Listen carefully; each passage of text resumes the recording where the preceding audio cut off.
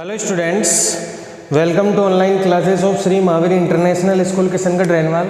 So in 9th class we already completed our 4 chapters and 5th chapter is removed from syllabus for this year and which is also a very easy chapter. In the last we also discuss about the chapter number 5 Euclid's geometry. You already know father of geometry is Euclid's. It means maximum number of things which is related to geometry are derived by the mathematician Euclid's. So today we will start our chapter number 6 and name of the chapter is lines and angle. Just let me check the camera. Yes, camera is working fine. So one thing is clear bachcho, just give me 1 second. This camera. Yes bachcho, now camera is working fine. There was some issue with the focus. So we are going to discuss about chapter number 6 and name of the chapter is lines and angle. So in this chapter mainly we are going to discuss about the angles and lines. So very first we will discuss about the lines, then we will move to angle. Is it clear बच्चों? हम इसमें starting में वही चीज़ें पढ़ने वाले हैं which you already studied in class 6, 7, 8. Is it clear बच्चों? जैसे आपको पूछा जाए व्हाट इज द लाइन, तो सर क्या होगा? Line has no end point. तो यह आप लाइन बोल सकते हैं. क्या होगी बच्चों? यह आपकी लाइन होगी. Is it clear? अगर आप उसका 1 पॉइंट अगर फिक्स कर दें तो उसे क्या बोलेंगे? हेलो, क्या यहाँ पे आपको पता है?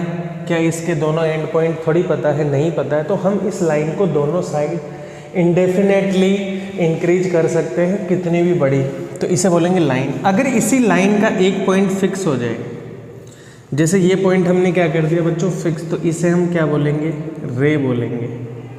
और अगर किसी लाइन के दोनों पॉइंट फिक्स हो जाए, जैसे ये एक पॉइंट था ए, दिस पॉइंट था बी, आप इसको ए बी बोल सकते हैं. और ये ए से बी दोनों एंड पॉइंट आपको यहाँ पे पता है, तो इसको क्या बोलेंगे हम? लाइन सेगमेंट बोलेंगे. क्या बोलेंगे बच्चों? इसको लाइन सेगमेंट बोलेंगे. Is it clear? इसके बाद आप देखेंगे यह आपका लाइन है which has no end points. In ray there is 1 end point and in line segment there will be 2 end points. बच्चों just give me 1 second, just let me put the phone on flight. Yes बच्चों, now everything fine. Flight mode में इसलिए क्योंकि कई बार call आने से video pause हो जाता है. ये बच्चों आपको इतना पता चल गया. तो लाइंस के बारे में आपको इतना ही ध्यान देना है. उसके बाद हम बात करते हैं एंगल के बारे में. किसके बारे में बच्चों? एंगल के बारे में. अब सब बच्चों को इसके बारे में अच्छे से रिकॉल करना है. ऑलरेडी आपको पता है. अगर आपको बोला जाए एक्यूट एंगल क्या होता है, क्या होगा बच्चों? आपको पूछा जाए what is the acute angle, तो आप क्या कहेंगे? जब एंगल हमारा 0 से 90 के बीच में होता है. यहाँ थीटा को क्या रिप्रेजेंट करवा रहा हूँ मैं बच्चों? यहाँ पे थीटा क्या है हमारा? एंगल से मतलब है. एक्यूट एंगल का मतलब हो गया कि हमारा एंगल कितना होगा बच्चों? 90 से लेस देन होगा और 0 से तो बड़ा होगा ही होगा. इज इट क्लियर बच्चों? अब एक एंगल होता है, इसके बाद में right angle triangle. Sorry, triangle की बात नहीं कर रहे, बाद में करेंगे. उसके बाद हम बात करते हैं राइट एंगल की, जहाँ पे आपका एंगल जिसको बोलेंगे हम थीटा. थीटा मतलब यहाँ एंगल से रिप्रेजेंट किया है. Theta is a Greek word, उसको ऐसा बोला थीटा को, THE. ये ग्रीक वर्ड है. ठीक है. एक एंगल होता है बच्चों आपका ऑब्ट्यूज एंगल. कौन सा एंगल होता है? ऑब्ट्यूज एंगल होता है. और ये सारे बच्चे जानते हैं ऑब्ट्यूज एंगल हमारा क्या होता है. When angle is greater than 90, क्या होगा बच्चों? आपका एंगल 90 से तो बड़ा होगा, बट आपका एंगल क्या होगा? अरे इसको ऐसा लिखो कि 90 से बड़ा होगा. हो गया ना 90 से बड़ा, बट ये किससे छोटा होगा? 180 से. ठीक है बच्चों, इसको कौन सा एंगल बोला जाएगा? आपका ऑब्ट्यूज एंगल. कौन से होंगे? 90 से ज़्यादा होंगे और 180 से बच्चों क्या होंगे? कम होंगे. जैसे एक्यूट एंगल का एग्जांपल यही देख लो. ये आपका स्ट्रेट लाइन है, ये एक एंगल बन रहा है, तो ये हमारा कैसा एंगल है? Acute angle. राइट एंगल कैसा हुआ हमारा? जैसे ये आपका राइट एंगल हो गया. ऑब्ट्यूज एंगल कैसा हो जाए, सपोज करो आपके पास लाइन है तो 90 से ज़्यादा वाला एंगल, सपोज करो हमने ये एंगल ले लिया, तो ये जो एंगल होगा बच्चों ये आपका कितना हो गया, मोर देन 90 होगा। हमें ये नहीं पता कितना होगा, ये मोर देन 90 हो गया, ऑब्ट्यूज एंगल हो गया।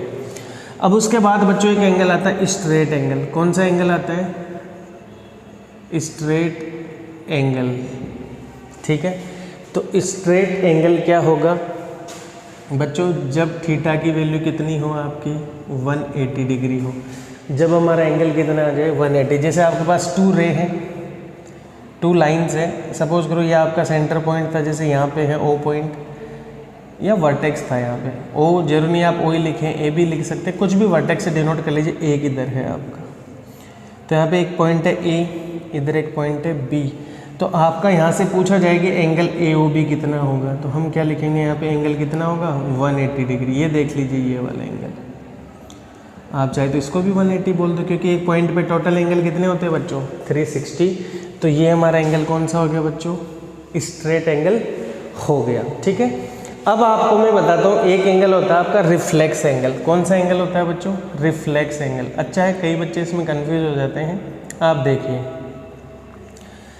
आप इस सीक्वेंस को देखो तो आप एंगल्स पे बढ़ते जा रहे हैं। आप 0 से लेके 90 तक, 90 से देख रहे थे, फिर 90 को देखा, फिर 90 से ज़्यादा 180 से पहले के, फिर आप 180 पे आए। तो अब मैं ऑब्वियस सी बात है 180 से ज़्यादा बताने वाला हूँ, बट कैसे, सपोज करो एक आपकी लाइन थी,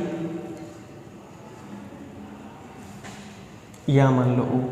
अगर मैं ये एंगल लेता हूँ B, A पॉइंट के साथ, उधर B लिख दिया तो इसको A मान लो, कौन सा वाला एंगल, ये नहीं, अरे आप स्टार्ट हुए 180 से भी आगे की तरफ आ गए। तो बच्चों ये जो एंगल है ना आपका, ये वाला, ये एंगल होगा आपका रिफ्लेक्स एंगल। क्या होगा बच्चों, ये आपका रिफ्लेक्स एंगल होगा। ये वाला एंगल आपका क्या होगा, रिफ्लेक्स एंगल होगा, ठीक है। और इसका वैल्यू क्या होगा, अब आप खुद देख लो, ये ऐसा भी आ सकता था, ये ऐसा भी आ सकता था, ये बिल्कुल पास में ऐसा भी पूरा एंगल हो सकता है, और ये बिल्कुल टच में भी हो सकता है, ऐसे बिल्कुल बहुत ही माइनर सा डिफरेंस। बट इसके ऊपर वापस आ जाएगा तो ये तो पूरा कंप्लीट एंगल हो जाएगा, जिसको हम 360 बोलते हैं। इसका मतलब इस रिफ्लेक्स एंगल की वैल्यू क्या होगी सर, 360 से तो कम होगी, बट 180 से क्या होगी बच्चों, ज़्यादा होगी। ये आपको ध्यान रखना है, ठीक है। अब एक एंगल होता है बच्चों कंप्लीट एंगल। कौन सा एंगल होता है, कंप्लीट एंगल। तो सबको पता है कंप्लीट एंगल का मतलब कितना हो। जैसे आप एक लाइन ड्रॉ करें, यहाँ से चलना स्टार्ट करें और यहीं पे घूम के वापस आ जाए, तो आपने कितने डिग्री का एंगल बनाया यहाँ पे 360 का। तो कंप्लीट एंगल का मतलब कितना होता है 360। जैसे सपोज करो बच्चों एक एंगल है, ये मैंने यहीं पे एक एंगल बना दिया, जैसे लेट से मैंने एंगल यहाँ बना दिया ऐसे, ये पॉइंट मान लो A है, ये पॉइंट मान लो B है, ये पॉइंट मान लो C है। तो इस एंगल को कैसे रिप्रेजेंट करते हैं, या तो आप इसको लिख दो एंगल CAB, जो बिटवीन होता है वो आपका एंगल, यहाँ पे इस एंगल की बात कर रहा हूँ मैं। या आप चाहते थे इसको क्या लिख सकते थे, BAC। Is it clear. अब कोई इसी का रिफ्लेक्स लिखो तो इसका रिफ्लेक्स ये वाला होगा, तो आप इसका मान के चलिए यहाँ पे 30 डिग्री है, ठीक है। तो इसका रिफ्लेक्स कितना हो जाएगा, तो आप लिखेंगे रिफ्लेक्स। अब आपसे CAB थोड़ी पूछा है, रिफ्लेक्स CAB पूछा है, ठीक है। तो टोटल एंगल तो होता है 360 माइनस 30, तो ये एंगल बच्चों कितना आ जाएगा 330 डिग्री। इज इट क्लियर, ये आपको ध्यान रखना है। Just let me check the focus of the camera. Yes बच्चों, फोकस इज वर्किंग फाइन। तो ये छोटी छोटी चीज़ें बच्चों आपको इसमें ध्यान देनी है। अब देखिए, अब बच्चों इसमें नेक्स्ट देखिए,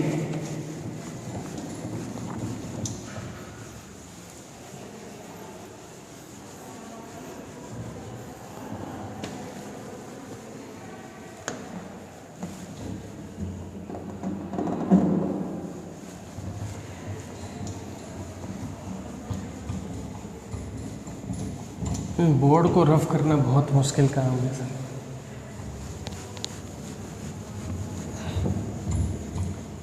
पता नहीं क्यों इंक इन पे स्टिक होता है इतना।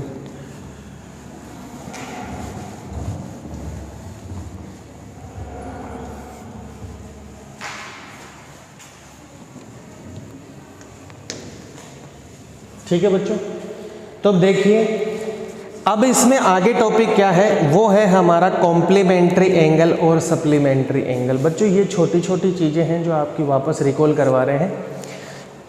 तो देखो, एक एंगल होते हैं बच्चों आपके कॉम्प्लीमेंट्री एंगल। कौन से एंगल होते हैं?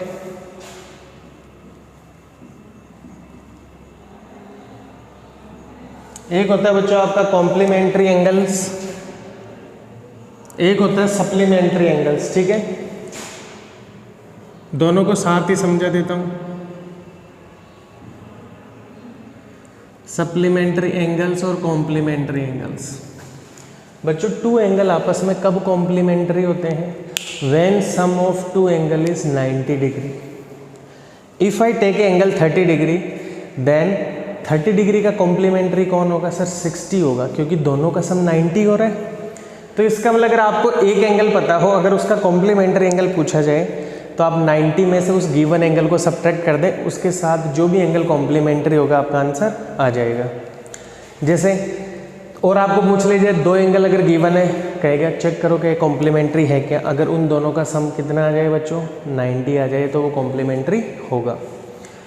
इन सप्लीमेंट्री क्या होगा? If sum of two angle is 180 degree, then angles are known as supplementary with each other.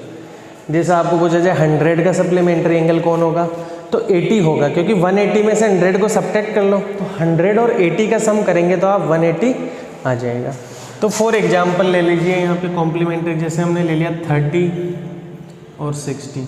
आप चाहे तो ये भी ले सकते हैं 89 और 1, आप चाहे तो ऐसा भी ले सकते थे 89.9 और 0.1 लिख लो, 0.1 लिखे तभी तो 90 होगा। या आप चाहे तो ऐसा भी लिख सकते हैं 45 और 45, दोनों का सम क्या होगा बच्चों? यहाँ पे 90 होगा। तो यहाँ से क्या पता चला, हमारे पास दो एंगल हैं जो आपस में सप्लीमेंट्री होते हैं, सॉरी कॉम्प्लीमेंट्री होते हैं और दोनों इक्वल भी होते हैं, वो है 45 डिग्री। सेम सप्लीमेंट्री एंगल लिख लो, देखो इसे एक 90 ले सकते हैं, दूसरा भी आप 90 ले सकते हैं। ये वो दो सेम एंगल है जो आपस में सप्लीमेंट्री भी होंगे। बहुत सारे होंगे बट दो एंगल ऐसे हैं जो इक्वल भी होंगे और आपस में सप्लीमेंट्री भी होंगे, क्योंकि दोनों का सम यहाँ भी क्या हो रहा है बच्चों? 180 हो रहा है। आप चाहे तो ऐसा ले सकते थे 95 ले लीजिए और फिर उसके बाद में 85 ले लीजिए। यहाँ भी देख लीजिए दोनों का सम बच्चों कितना हो रहा है? 180 डिग्री हो रहा है ना। तो ये छोटी छोटी चीज़ें आपको ध्यान रखनी है कॉम्प्लीमेंट्री और सप्लीमेंट्री में। अब उसके बाद बच्चों एंगल आता है एक एडजेसेंट एंगल। कौन सा एंगल आता है आपका? एडजेसेंट एंगल्स आते हैं। क्या होता है एडजेसेंट एंगल? जैसे सपोज करो मैंने यहाँ पे एक लाइन बना ली और एक यहाँ पे लाइन होगा। सपोज करो बच्चों ये पॉइंट है आपका A, this is B, this is C, this is D. ठीक है, जब यहाँ पे एंगल बन रहा है और एक यहाँ पे एंगल बन रहा है, ठीक है बच्चों, तो इसका मतलब इन दोनों एंगल का एक कॉमन आर्म है। देख लो ना, इन दोनों एंगल के लिए कॉमन आर्म कौन है? AC। और इन दोनों एंगल का एक कॉमन वर्टेक्स है। तो दो ऐसे एंगल जिनका एक कॉमन वर्टेक्स हो और एक कॉमन आर्म हो, तो आप उन्हें क्या बोल सकते हैं? Adjacent angle. इसका मतलब एंगल ये 1 मान लीजिए, ये 2, एंगल 1 एंड एंगल 2 हमारे कैसे एंगल है बच्चों? Adjacent angles. Is it clear? या आपको इनको ऐसा भी बोल सकते थे, कैसा? एंगल BAC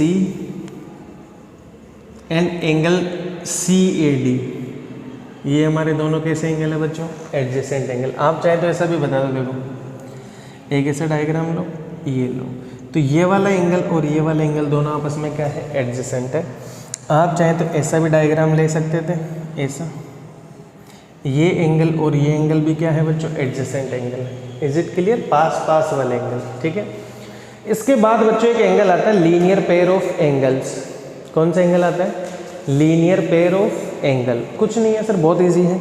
जब किसी स्ट्रेट लाइन पे एंगल बन रहे हैं 2, तो दोनों का सम कितना आएगा? 180। मोर देन 2 भी हो सकते हैं। देखो कैसे, अगर मैं यहाँ पे एक लाइन ड्रॉ करता हूँ, यहीं कर लेते हैं, एक लाइन ड्रॉ किया मैंने।